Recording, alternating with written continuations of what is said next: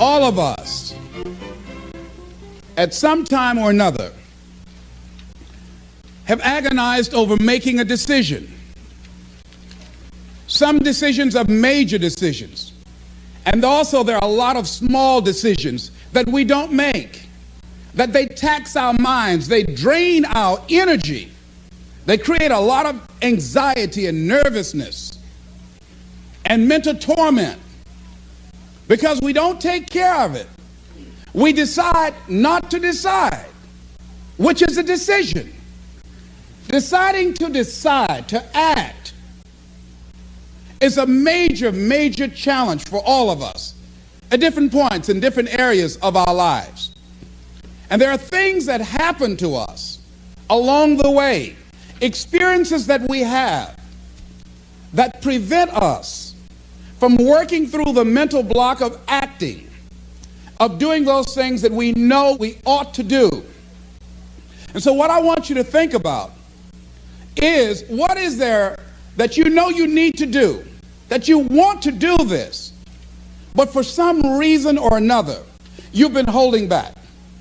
For some reason or another, you just have not been able to gather your nerves or be able to work through the procrastinating or putting it off or justifying or blaming. Some reason or another, you just haven't done it. And you know you ought to do this. You really want to do this, but you don't know why you haven't done it. Anybody know what I'm talking about? Raise your hand, please. Okay, then I've got company here this evening. I'm not talking to myself. Now, first of all, we know that this is not easy. Because in order to begin to reinvent your life, you've got to make a conscious, deliberate, determined effort. That you really have got to put all of yourself into it.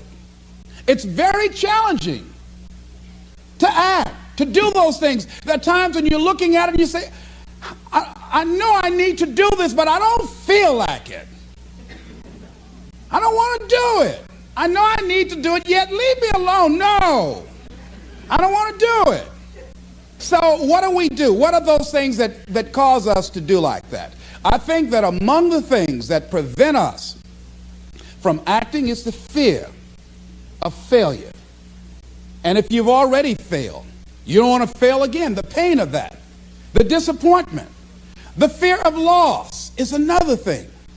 Because many times when we do those things that we know we need to do, we feel that we might lose somebody that we love very much and care about. We don't want to hurt anybody. Many of us don't act because we want other people's approval. We want everybody to like us and to accept us. And that's not possible. Many of us don't do the things that we want to do and don't act because of lack of self-confidence. We don't believe enough in ourselves. I have a friend who's been working on a job where she's miserable, talented, want to go to another place that she can do what she wants to do and make the kind of money that she would like to make, and had some offers. But because of her fear and her lack of self-confidence of things might not work out, she won't take a chance on herself. So there she is, spending 8 hours a day, 5 days a week, and she's miserable. She hates to go to work. They're not paying her what she's worth. She knows it, but yet and still, she won't do that which she knows she must do, and it's wearing her out. There are a lot of people that their jobs are making them sick because they won't act. You check out the absenteeism and the people that are depressed. You see them coming to work angry. How you doing? I don't know. Just leave me alone. It's not even 9 o'clock yet. You're talking about good morning.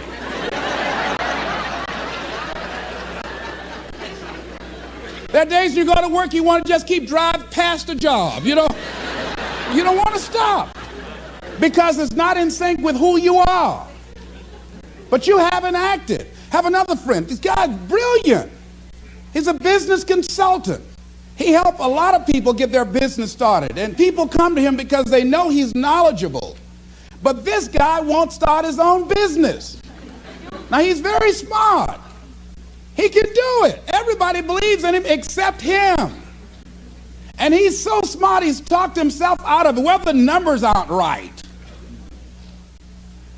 So there are many reasons why we don't act. There are other things, though, that affect us. It's that not wanting to take personal responsibility. We want somebody else to do it. And many times we pick up our inability to do certain things from people that we love, people that we admire. We identify with them, and we live in the context of their ideas, their opinions, and their life patterns. We buy into it unconsciously. My mother is a pack rat. She keeps everything. She doesn't throw anything away. And I have unconsciously picked that up. Now, my mother never said, let me show you how to keep everything less and just clutter things. I unconsciously picked that up many times unconsciously. We try to honor the people we love by being like them.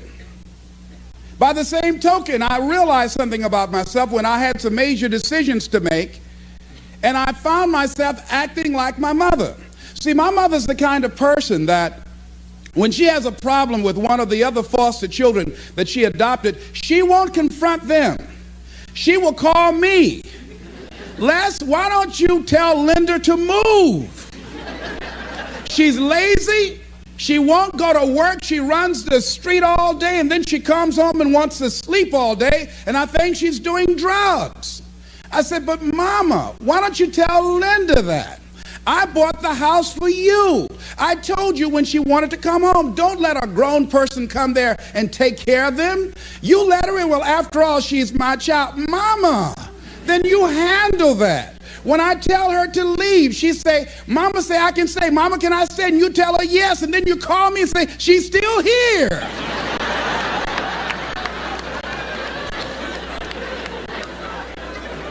Why worry me with this? So Mama hasn't developed the courage to act on that. Some people won't act until there's a crisis situation. When Linda started stealing from Mama and took her Social Security check to get some drugs, Mama got some courage to say, get out of here and don't ever come back. But she wouldn't do it until then. And see, we don't have to wait until a crisis situation. I have a friend that has been having a challenge with losing weight. Both of us have been dealing with that challenge. And for the past 40 years, he's always seemed like weighed over 235 pounds. And so he said, man, I just can't lose weight. I'm big-boned. I said, Bud, I've never seen any fat skeletons.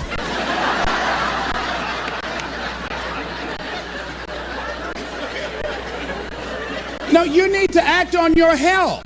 You can change this. You don't have to go to your grave fat. We're all digging early graves without teeth. We don't have to do this. They need to have a support group around M&M peanuts. You want a support group on something, and throw Snickers in there too. Bud and I can tell you about the help we need with that. So what happened with Bud, though, he became ill a few weeks ago. See, Bud in the last few weeks has lost more weight than he's ever lost, even when we were competing with each other, betting a lot of money. But what happened was, Bud became diabetic. He went into an insulin shock. He didn't know that he was diabetic. His blood sugar became high. And the doctor said to him, you are diabetic. You're going to have insulin shots every day. You're going to have to change your diet. And let me tell you what's going to happen if you don't do what we tell you to do. Number one, there's a possibility that you can become an amputee. Number two, you can go blind. Three, you can become impotent. Bud, say, help me.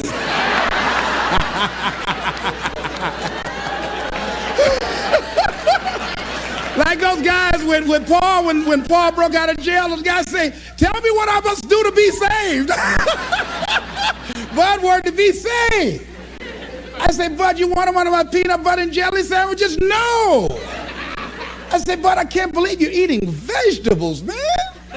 You're exercising. He said, that's right, and jogging in place too.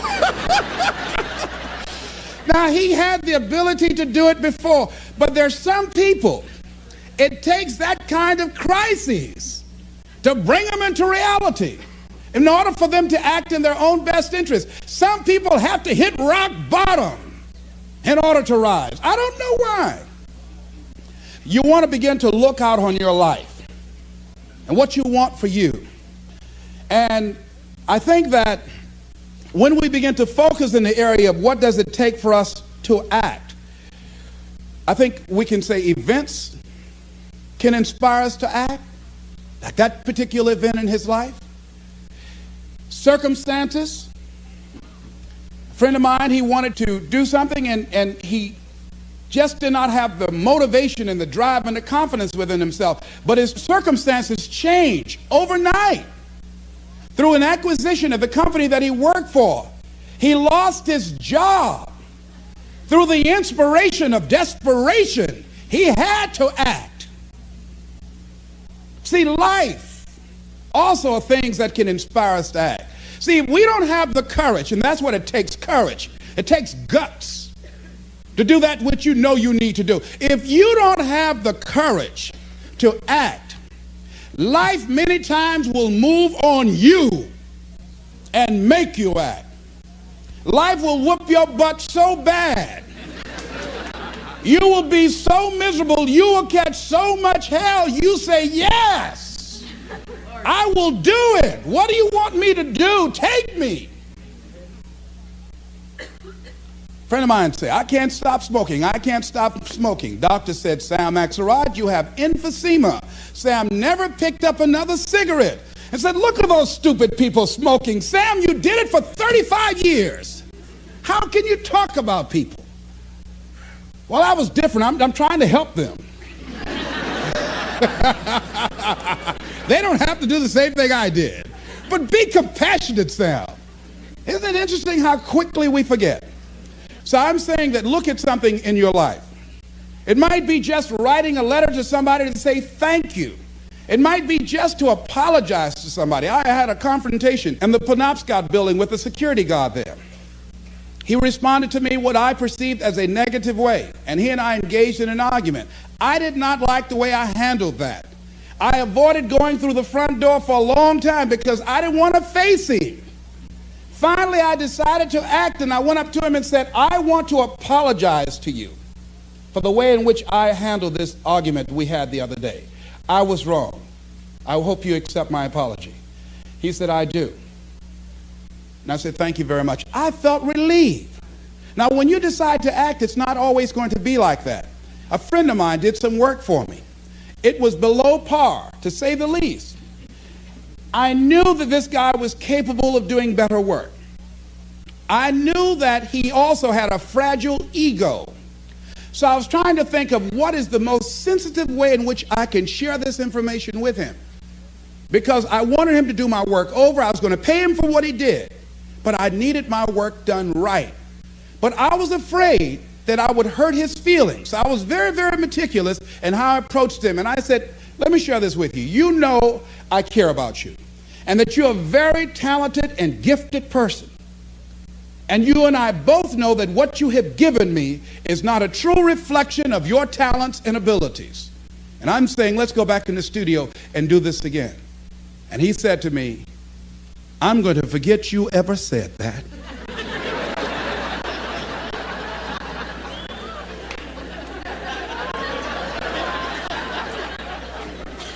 I was wiped out. He never spoke to me again. Now, when you decide to act, you're going to have some people like that. We're no longer friends. I lost sleep over that, ladies and gentlemen. I said, I can't believe that. I remember sitting up one night looking at the phone. I said, I got to call him. He said, no. Then I said, no, forget that. I called, man, look here, we've been knowing each other too long to allow this to come between us. He said, don't call me anymore, and hung up. And then I wanted to think about what can I do to make it up to him? And then something came to me, Les, what do you have to prove? See, many things we don't do is because of the fact we want people to like us. There's some necessary losses in life.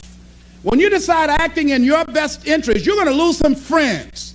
Everybody's not going to approve of you. There's some people that won't like you. Who do you think you are? You're arrogant. What do you think you can do?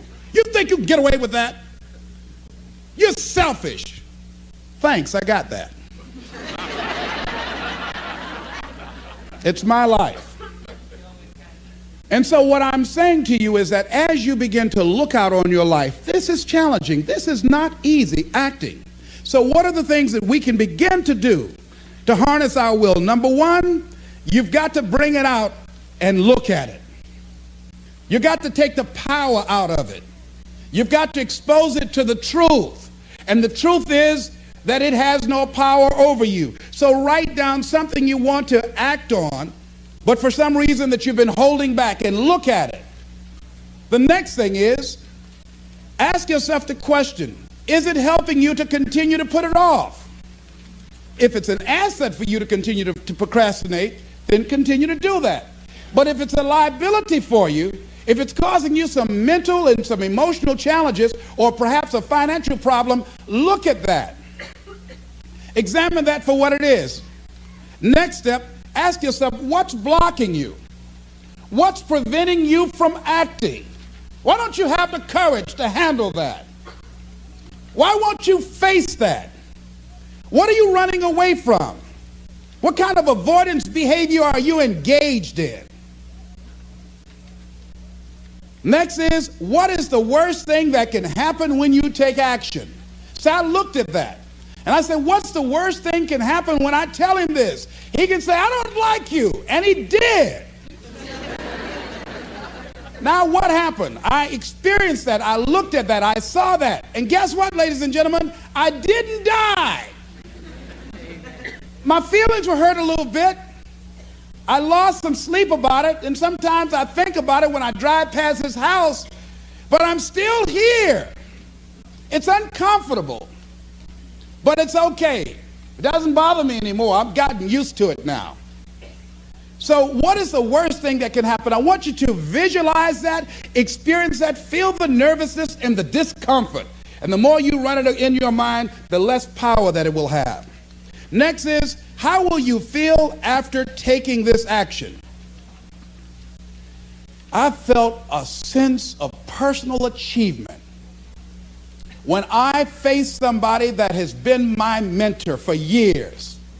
And for years, there was something I wanted to tell him. And I didn't have the courage to tell him. Because it was always, I was the student, he was the teacher. It was always, I looked up to him and admired him and held him in high esteem.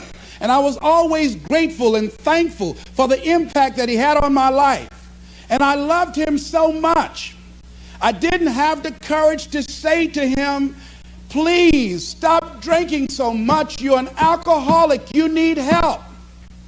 I didn't have the courage because I was afraid that he might not like me.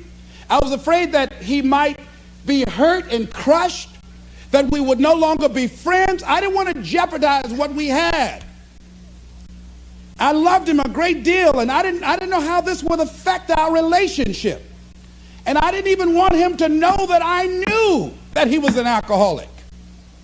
And so I was a coward. I was spineless.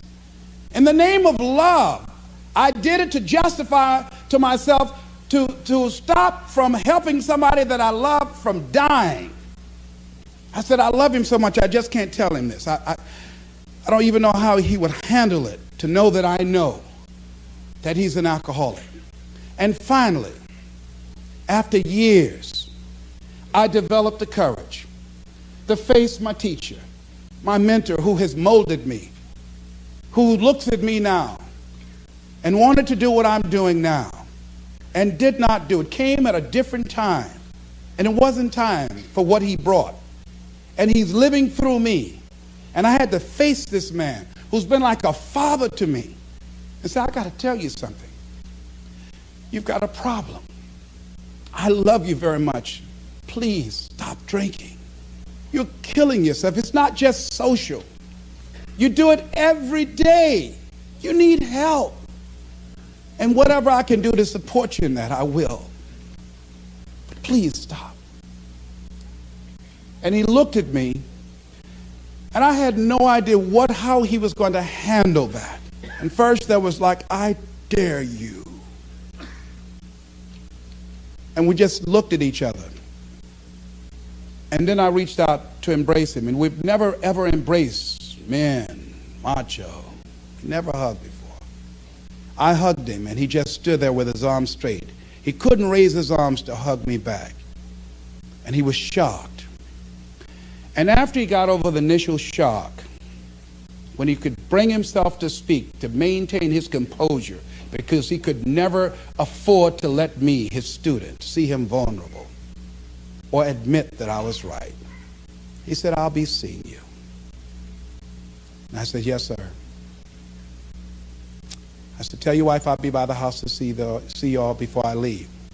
And when he walked away, at first I was very depressed about it. And I said, well, maybe it wasn't my place to do this. And you know, when you act, you're going to have some second thoughts. And then I said, no. I did what I felt. I did it because I feel very strongly about this. And fortunately, he called me back a few weeks later and left word with the answering service. Leslie Brown, I just want to say thank you. And hung up. That was a good feeling. When we look out on our lives, you ask the question, what are you going to do? Look at, as you think about this that you know you need to handle, what are you going to do? And then write down 3 strong reasons on why you know you must take action. And be explicit and descriptive in your reasons, because your reasons have power. Your reasons will drive you. When you have doubt, when your faith becomes weak, your reasons will fortify your faith. When you have an inner conversation, say, no, don't do that. Your reasons will become your rod and your staff to comfort you, to take you through those challenging moments. So write down your reasons. And what you will find, that when you decide to act, when you decide to take life on, and let me warn you, it can be painful, it will be uncomfortable, and that's where the growth is. When you're uncomfortable, when you're stretching out, when you're taking life by the collar, you're going to get thrown to the ground again and again and again. But when you have determination, and you know that what you're doing is right, it gives you your life, it gives a special meaning and power to you, you will have some power from on high. You will discover some things about yourself that will begin to electrify your personality.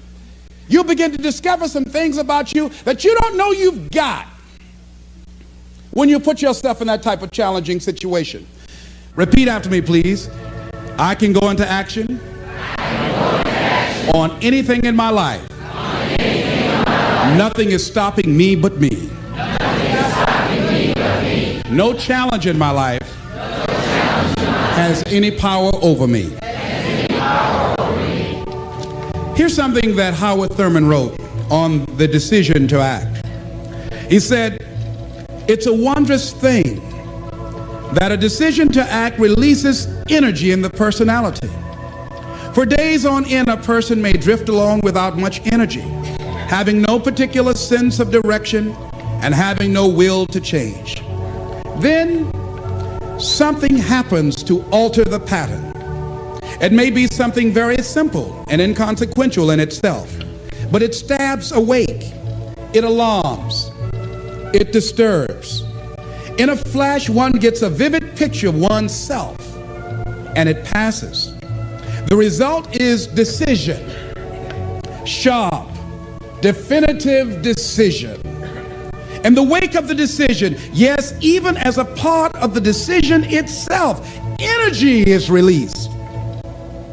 The act of decision sweeps all before it, and the life of the individual may be changed forever.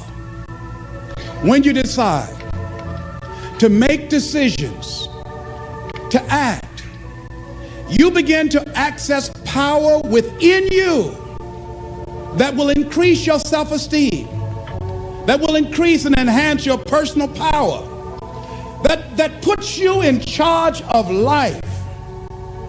And life has a whole new meaning for you. There's a sense of personal freedom. Doesn't mean you're not going to have any struggles. Doesn't mean that you're not going to have any challenges. Doesn't mean that you're not going to suffer any defeats. No, it doesn't mean that. But what it does mean, that you're putting yourself in the position to grow. You're putting yourself in line with your higher calling and your higher self. And that's what life is about.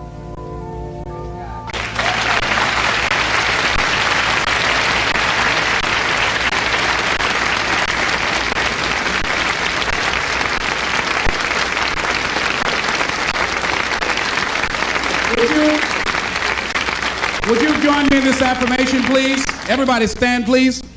I'm standing up to life and the challenges in my life. I'm going to use all of me.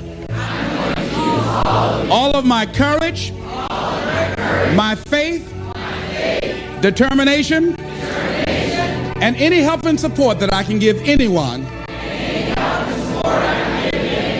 to realize their greatness. Together we can. Shake somebody's hand on your right and left and say, you got what it takes.